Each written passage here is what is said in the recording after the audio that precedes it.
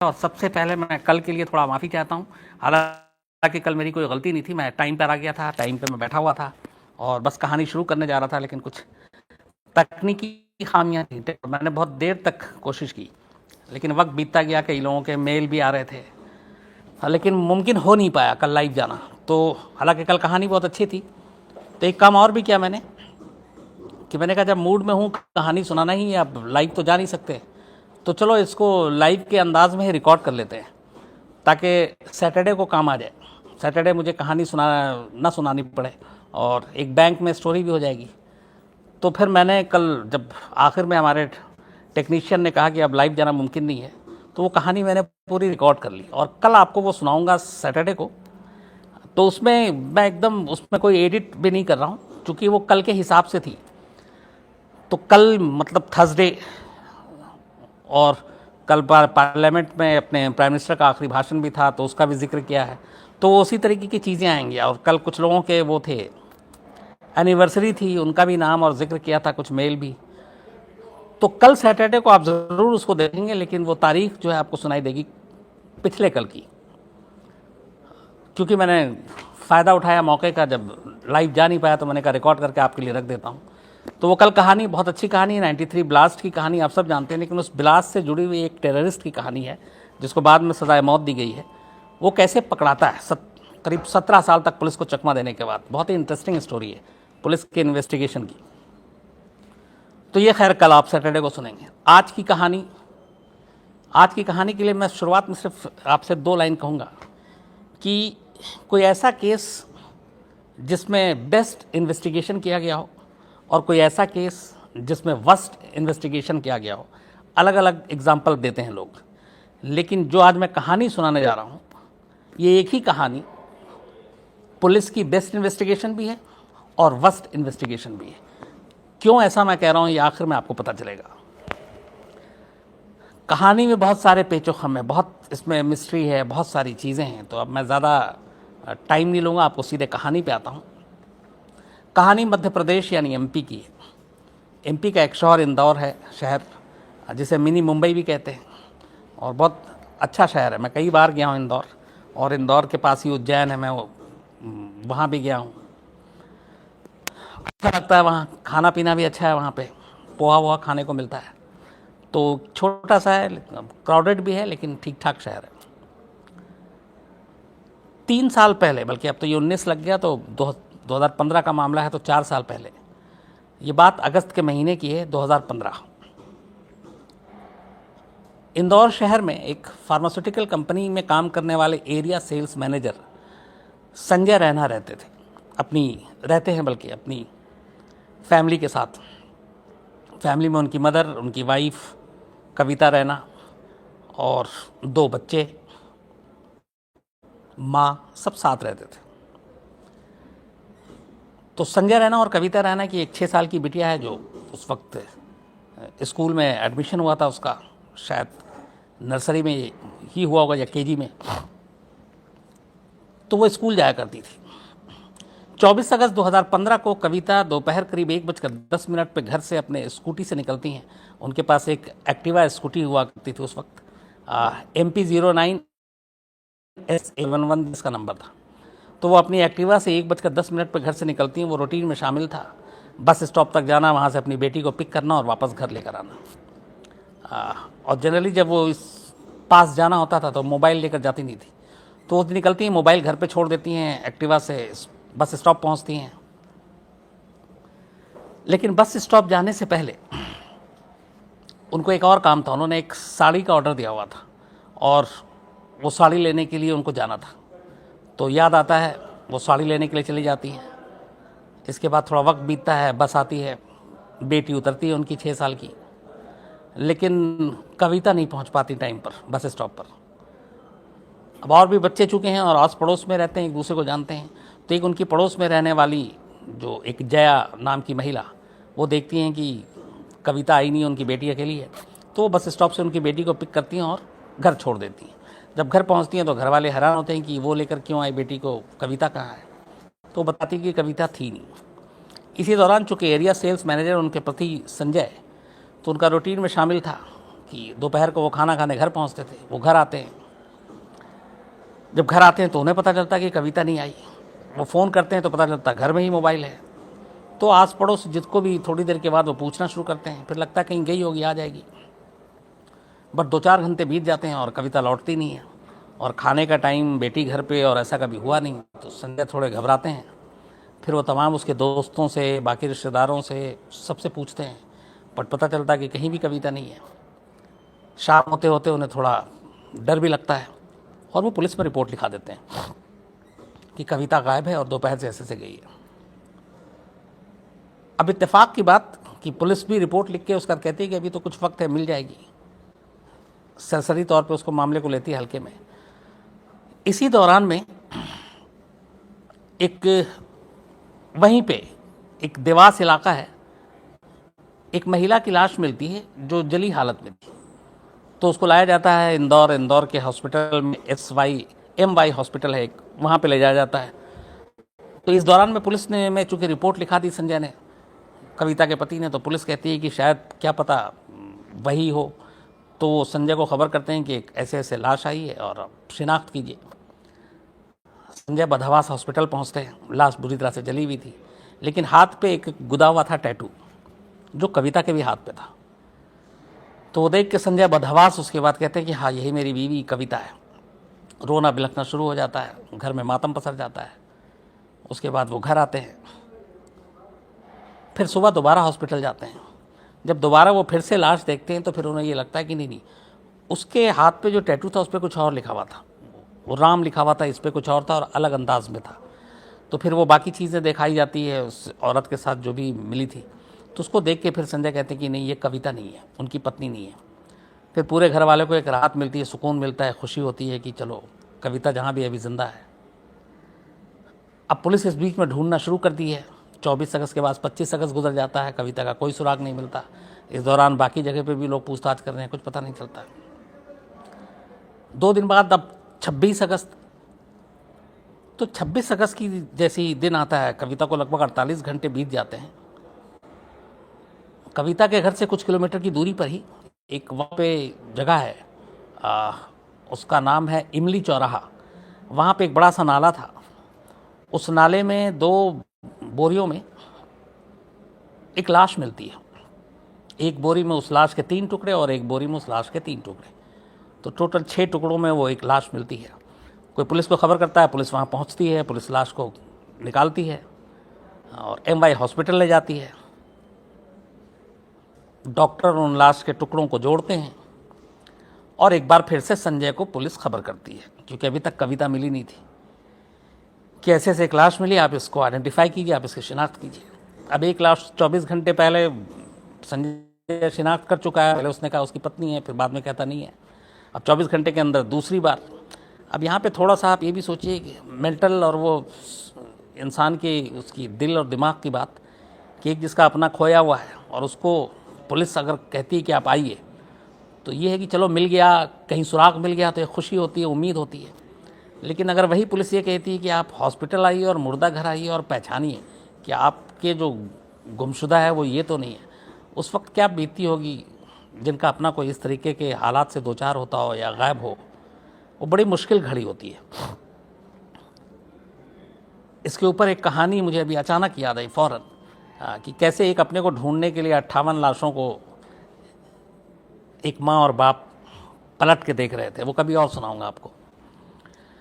तो खैर फिर दोबारा संजय को पुलिस बुलाती है, दोबारा वो हॉस्पिटल पहुंचते हैं, मुर्दा घर ले जाया जाता है। लाश को, टुकड़ों को जोड़ा गया, लाश दिखाई जाती है। लाश देखते ही संजय पहचान जाते हैं कि ये उनकी वाइफ कविता रैना की लाश है, क्योंकि टैटू वही था, चेहरा भी थोड़ा पहचानने लायक था। तो वो सारी चीज़ें, हालांकि और बदन पे कुछ था नहीं, ना अंगूठी, ना मंगलसूत्र, ना जेवर जो वो पहन कर निकली थी, वो सब कुछ भी नहीं था, वो सब गायब। लेकिन वो हाथ के टैटू से और थोड़े से चेहरे की वजह से वो पहचानते हैं, और फिर बाकी फैमिली के दूसरे मेंबर भी देखते हैं, वो भी पहचानते हैं। अब घर में सचमुच का मातम था।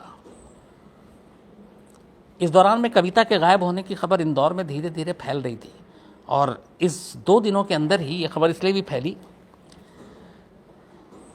कि 24 को गायब होती और 25 तारीख को ही संजय जो है वो अपने ज़रिए कि उनकी बीवी की जो भी खबर दे कोई 25,000 इनाम का ऐलान कर देते हैं, बाकायदा पर्चे छपवाते हैं और शहर के सारे बसों पे, ऑटो पे, टैक्सियों में वो चिपका देते हैं और अपनी बीवी की तस्वीर के साथ, नंबर के साथ कि जिसको भी कहीं कोई देखे मिले तो खबर दें और 25,000 का इनाम। तो इन सारी चीज़ों की वजह से शहर में ये पता था, और इंदौर जैसे शहर में अगर ऐसे हादसे हों तो बहुत जल्दी आग की तरह खबर फैलती भी है। लेकिन शहर के लोग शांत थे कि मिल जाएगी, कहीं चली गई होगी। लेकिन हादसे के वो गायब होने के 2 दिन बाद जब लाश मिलती है कविता की, तो शहर का गुस्सा अचानक उबल पड़ता है और पुलिस के खिलाफ विरोध प्रदर्शन शुरू हो जाता है। और उसकी एक वजह यह भी थी कि जिस तरीके से लाश मिली थी, लाश के 6 टुकड़े, इंदौर में ऐसे क्राइम बड़े कम होते हैं और ये एक नज़ीर था। तो लोगों का और गुस्सा आता और 1-2 बच्चे की माँ इस हालत में लाश, तो लोग धरना प्रदर्शन करने थे। इसकी शुरुआत होती है कविता की अंतिम यात्रा के सफ़र से। जब उसको अंतिम संस्कार के लिए ले जा रहे होते हैं तो सड़क पे ही अर्थी को रख के लोग धरना प्रदर्शन और पुलिस के खिलाफ नारेबाजी शुरू कर देते हैं और मांग करने लगते हैं कि उसके कातिल को जल्द से जल्द पकड़ा जाए। तो पहली बार पुलिस दबाव में आती है। इसके बाद पुलिस जो है किसी तरह भरोसा दिलाती है, आला अफसर पहुंचते हैं और कहते हैं कि कातिल को हम पकड़ेंगे। इस शर्त पर अंतिम संस्कार हो जाता है। अब पुलिस की जांच भी तेज़ हो जाती है क्योंकि अब वहाँ खबरों, लोकल अखबार में भी खबर छप रहा है, लोग भी गुस्से में हैं और उसके बाद भी धरना प्रदर्शन पुलिस के खिलाफ जारी है। अब पुलिस तफ्तीश करती है, सारे सुराग ढूंढती है, कुछ मिलता नहीं है। अब यहाँ से ये पूरा केस शुरू होता है, बेस्ट इन्वेस्टिगेशन और वर्स्ट इन्वेस्टिगेशन। तमाम पूछताछ के बाद पुलिस पहले ये लगता है कि शायद कविता के अपने सास से रिलेशन ठीक नहीं थे, पति भी शामिल हो सकता है, तो कविता के घर वाले ही सस्पेक्टेड हो जाते हैं और पुलिस बुला कर 24 घंटे अनऑफिशियल, बिना गिरफ्तारी के कविता के हस्बैंड संजय को थाने में बिठा के पूछ करती है, उनकी मां से पूछताछ करती है। और ये खबर भी लीक होती है तो मीडिया में भी आ जाता है कि कविता की कत्ल के पीछे कहीं घर वाले तो शामिल नहीं, अलग अलग इस तरह के हेडलाइंस सवालिया निशान के साथ। तो अब अगले कुछ दिनों में अचानक शहर में मूड बदल जाता है और ये होता है कि कविता का कातिल कोई और नहीं, घर का ही है। और सारे जो शक है उस शक के घेरे में ये परिवार ही आ जाता है। लेकिन लंबी पूछताछ, 24 घंटे रख के सामने पूछताछ, पुलिस को कोई क्लू मिलता नहीं है, कोई सबूत मिलता नहीं है। इधर इस पूछताछ से और कातिल के सामने ना आने की वजह से अब कविता के घर वाले को गुस्सा आ जाता है और कविता के जो पति हैं, एरिया सेल्स मैनेजर, पढ़े लिखे इंसान, वो अपने दोनों बच्चों को, जिनमें 6 साल की बेटी थी, उसको लेकर ये डीआईजी के दफ्तर के बाहर पहुंच जाते हैं और वो कहते हैं कि एक तो आप लोग कातिल को नहीं पकड़ रहे हैं, ऊपर से हम पे ही शक कर रहे हैं, हमसे पूछताछ कर रहे हैं, आपको जो करना है कीजिए, लेकिन मेरी बीवी के कातिल को सामने लाइए। तो जब ये चीज़ें अब फिर आती है और ये भी है कि इनके खिलाफ तो पुलिस को कोई सबूत मिला नहीं, तो लोग एक बार फिर गुस्से में होते हैं और अब परिवार के साथ भी हमदर्दी हो जाती है कि एक तो पत्नी की मौत हुई और इस बेरहमी से ऊपर से आप उसी के पति और घर वालों को तंग कर रहे हैं और बिना सबूत के, और सबूत आपने अब तक नहीं लिया, दिन बीतते जा रहे हैं।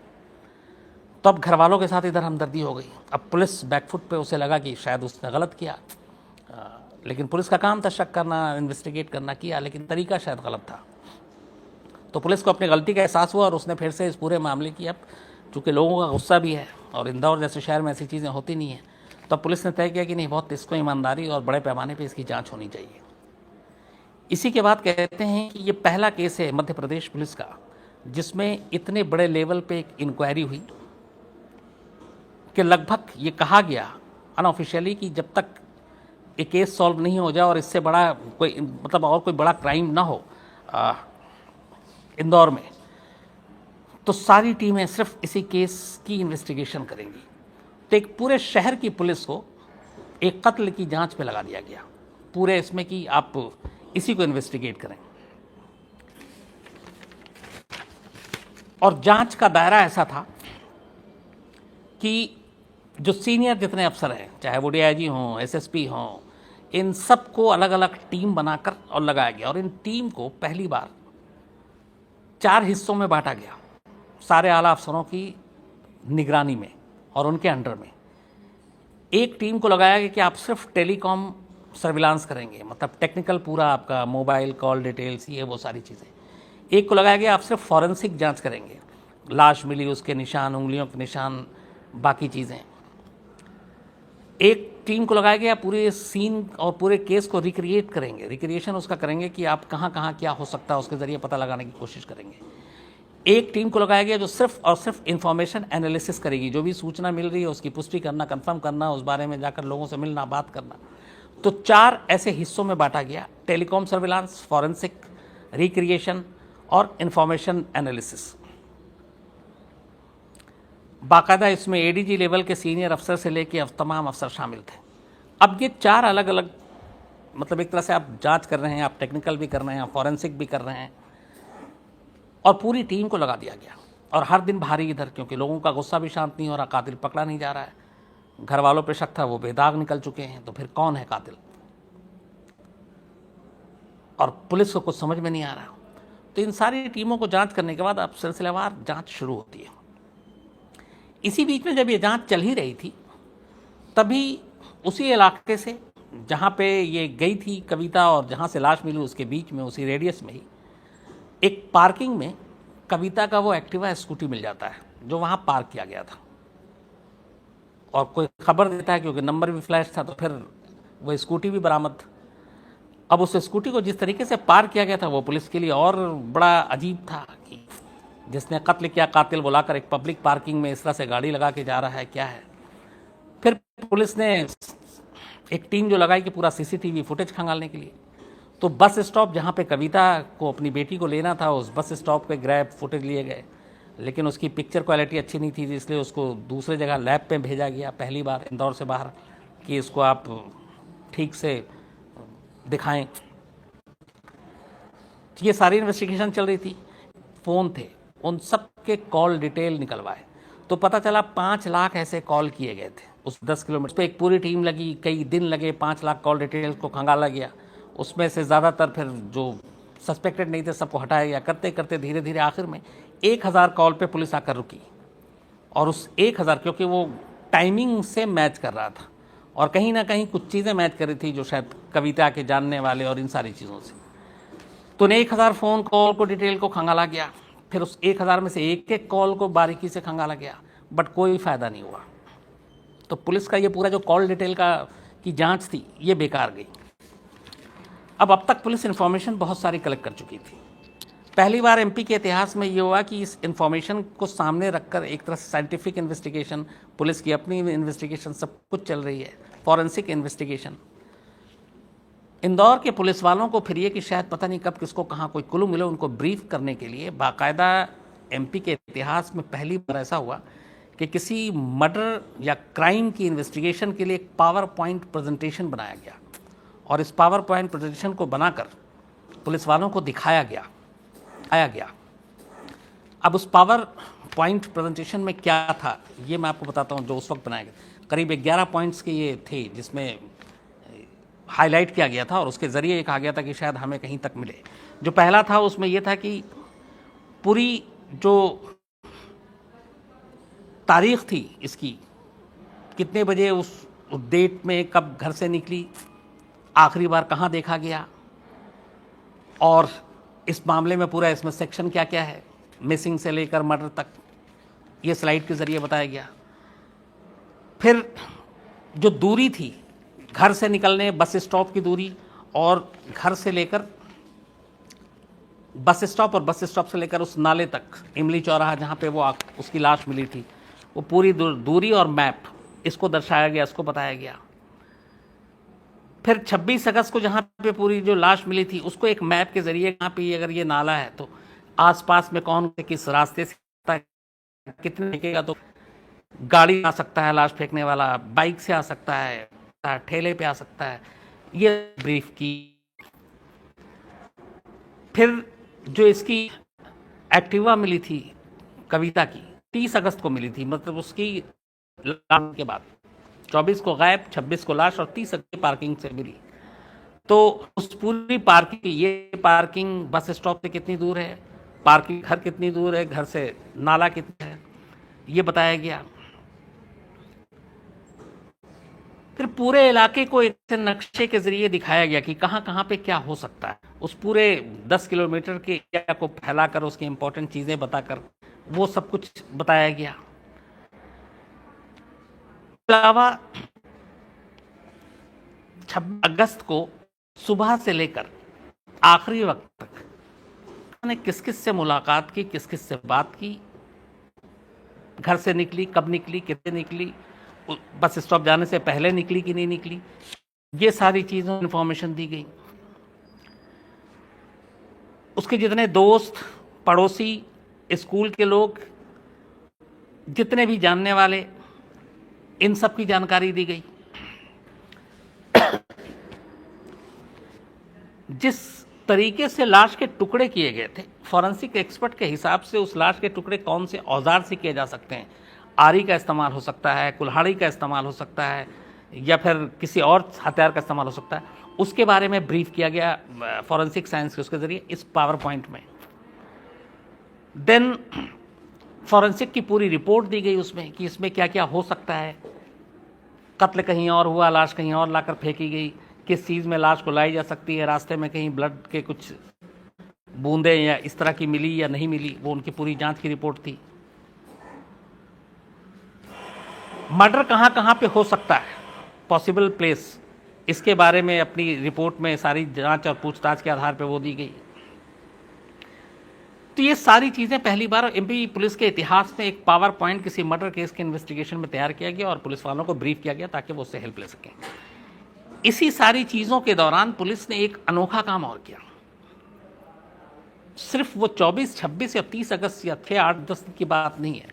पुलिस ने कविता और संजय के जितने पड़ोसी हैं, जितने रिश्तेदार, जितने दोस्त, इवन कॉलेज के दोस्त, पेपर वाला, सब्जी वाला, दूध वाला, रिक्शे वाला, ठेले वाला, ग्रोसरी की दुकान वाला, जहां से शॉपिंग करते थे वो दुकानदार, मतलब जिन जिन के साथ उसका रिश्ता या संपर्क था पिछले 10 सालों में, उन लोगों की पूछताछ के आधार पर एक लिस्ट बनाई गई। इसमें एक अजीब सी चीज़ सामने आई। मतलब मैं वो भी सोच रहा हूं कि अगर एक आम आदमी या आम लोगों से सड़क चलते फिर जो मुलाकात हो जाती है उसको बता दें, तो एक आदमी एक दिन में, महीने में या एक साल में कितने लोगों से मिलता है जो उसके अपने जानकार होते हैं या फिर जिनसे उनका डेली का वास्ता होता है, जैसे दूध वाला, सब्जी वाला, दोस्त, रिश्तेदार, पड़ोसी। ये इससे ये पता चलता है कि मैं आप जो कह रहा हूँ आपको कि जब पुलिस ने 10 साल के निकाले पूछताछ के आधार पर, तो पता चला कि पिछले 10 साल में कविता 177 लोगों से मिली थी, 177, जिसमें रिश्तेदार थे, दोस्त थे, पड़ोसी थे, कॉलेज के दोस्त थे। ये सारी चीज़ें उसमें जानकारी थी। अब पुलिस ने इन 177 लोगों के नाम पते निकाले और इन 177 के 177 लोगों से पूछताछ की। ये भी पता किया कि कौन आखिरी बार मिला था, किसने आखिरी बार बात की थी, और ये सब के सब शक के घेरे में थे, लेकिन कोई फायदा नहीं हुआ। जो स्कूटी मिली पार्किंग में, उस स्कूटी के टंकी में कितना पेट्रोल बचा था और उससे पहले आखिरी बार जो पेट्रोल पंप पे पेट्रोल डलवाया गया था वो कितना लीटर डलवाया गया था, इस तक की जांच की गई ताकि ये पता चल सके कि इस स्कूटी से पिछले कुछ दिनों में कहां कहां ट्रैवल किया गया, कितनी दूरी नापी गई है। उससे भी कोई खुलासा नहीं मिला। अब ये सारी चीजें चलती रही। इसी दौरान में बहुत सारे लोग थे जिनको उठा उठाकर पुलिस पूछताछ करती रही थी। उन्हीं में से एक शख्स था जिसका नाम महेश था। तो बहुत सारे लोग, जैसे खुद कविता के घर वालों को उठा के पूछताछ कर ली थी। पुलिस ने महेश को भी उठाकर पूछताछ की। अब महेश को क्यों उठाकर पूछताछ की, और महेश से करीब 22 दिनों तक पूछताछ की गई। अगर कविता के घर वालों को छोड़ दे तो ये दूसरा शख्स था जिससे लंबी पूछताछ हुई। तो अब महेश से पूछताछ की वजह क्या थी? महेश से पूछताछ की 2 वजह थी। एक, जब 26 अगस्त को लाश मिली तो सारी चीज़ें करने के बाद पुलिस सारे सीसीटीवी खंगाल रही थी, तो उसे एक जानकारी मिली, अच्छा ये महेश कौन है। इस महेश की उसी इंदौर में एक साड़ी की दुकान है। जब छानबीन की गई तो पता चला कि महेश का पहले वीडियो लाइब्रेरी हुआ करता था और वो इन्हीं चीज़ों का दुकान था, लेकिन 20 दिन पहले ही उसने इस मार्केट में एक साड़ी की दुकान खोली है। और इस इंसिडेंट के 20 दिन बाद ही उसने दुकान बंद भी कर दी। तो पुलिस को बड़ा अजीब लगा, जबकि वो 11 महीने के रेंट पे उसने एग्रीमेंट पे दुकान ली थी साड़ी की, बट 20 दिन पहले खोलना इंसिडेंट के और मर्डर के बाद फौरन बंद कर देना। एक दूसरा, पुलिस को जांच में ये पता चला था कि बस स्टॉप से पहले कविता साड़ी लेने आई थी, और साड़ी जो लेने आई थी वो इसी महेश की दुकान पर आई थी। दो, तीसरा कि 26 अगस्त को जब ये लाश मिलती है कविता की, इसके बाद शाम को महेश, उसी की दुकान के सामने एक और दुकान है, उस इलेक्ट्रॉनिक्स की दुकान है, उसमें सीसीटीवी कैमरा लगा हुआ था। तो वो उस 24 अगस्त के दोपहर का सीसीटीवी फुटेज वो वहाँ पे उससे बोल रहा था कि तुम्हारे पास है क्या, दिखाओ, जब ये इंसिडेंट का टाइम था और जब कविता इसकी दुकान पे आई थी।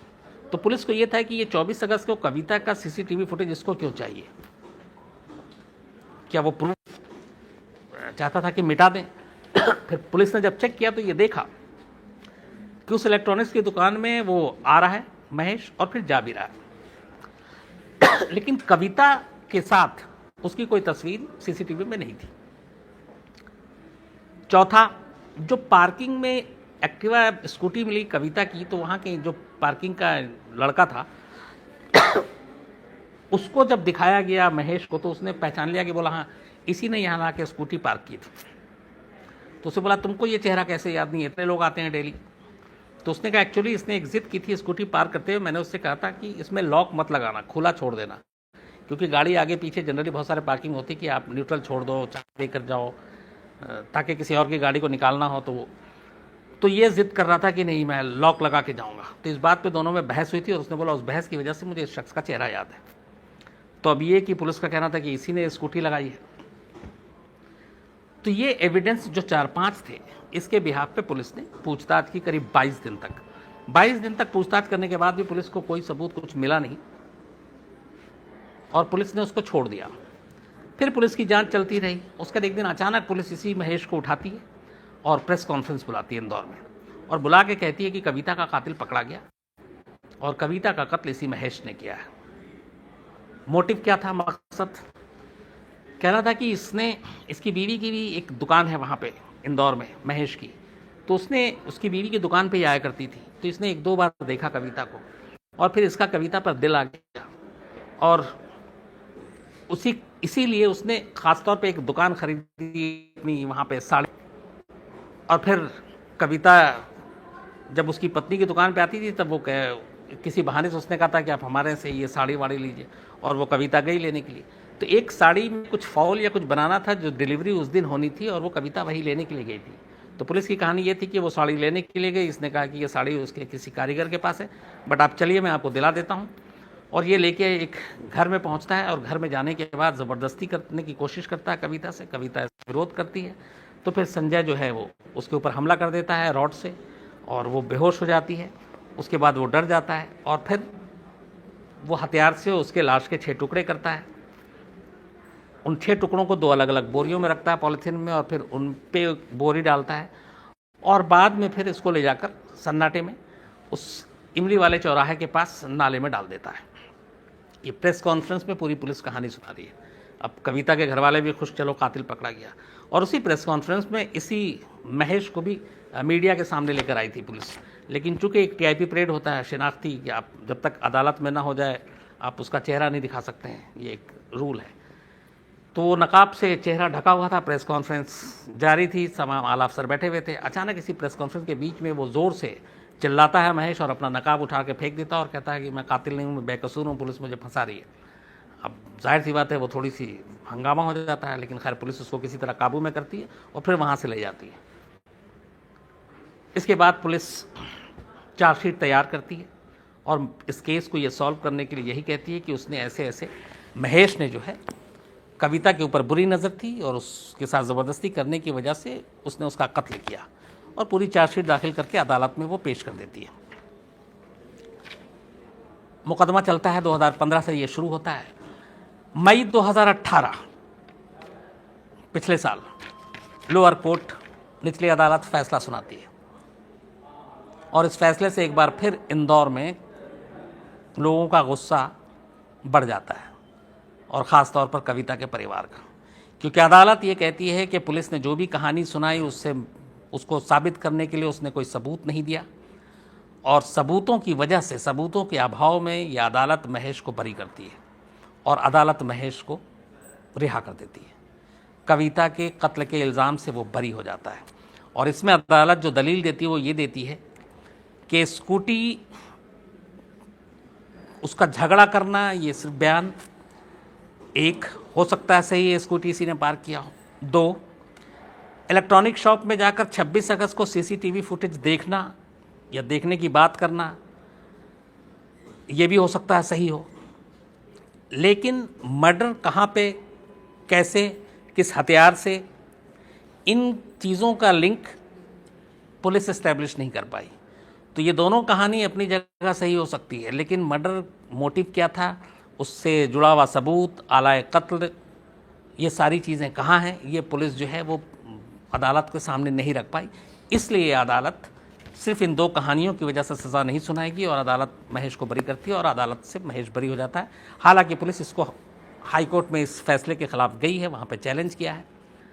लेकिन दूसरी तरफ कविता के घर वालों का कहना है कि उन्होंने 3 साल इंतज़ार किया और उनका इंसाफ पर से भरोसा उठ गया है। हालांकि कायदे से मैं इसे इंसाफ पर से नहीं कहूँगा, मैं कहूँगा इसको पुलिस के ऊपर से एक तरह से भरोसा उठना।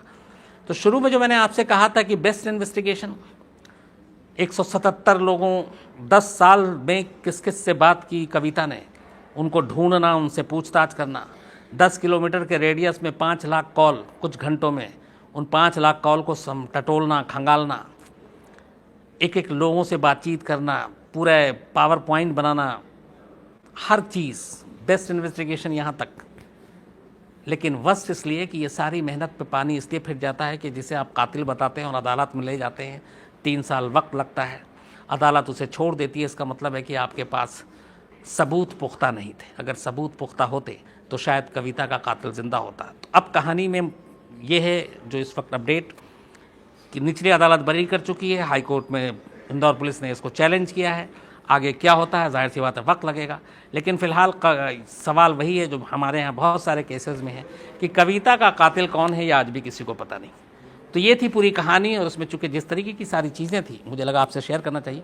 और मैं नाम भूल रहा हूँ, एक हमारे ही क्राइम तक फैमिली के एक व्यूवर हैं, उन्होंने आज ही भेजा था मुझे कि, और ये कई बार मैंने सोचा था पर मैं भूल गया, ईमानदारी से बताऊँ ये कहानी मेरे जहन से निकल गई थी, बट आज मेल पढ़ा तो मुझे अचानक लगा कि नहीं, इसको सुनाना चाहिए। तो ये थी पूरी कहानी।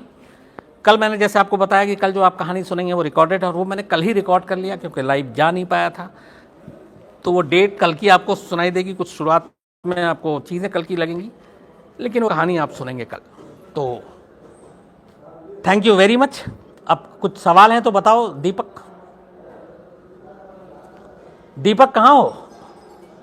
कुछ सवाल हैं तो बताओ। दीपक कान में ईपी लगा के मुझे लग रहा गाना वाना सुन रहा है या क्या है, बताओ।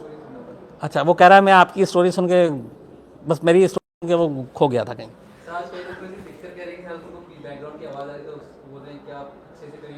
चलिए मैं कभी अच्छे से भी सुनाऊंगा। और दूसरा ये कि कल अब आप स्टोरी सुनिए, आज कुछ चीज़ें भी हैं, कई लोग भी हैं, और ये जहाँ मैं बैठा हुआ हूँ वो सारी चीज़ें भी हैं। तो सवाल जवाब एक काम करते हैं, हम लोग मंडे को बहुत अच्छे से बात करेंगे। मंडे को पूरी आप तमाम लोगों के सवाल लेंगे अच्छे से। और आज के लिए माफ़ी कर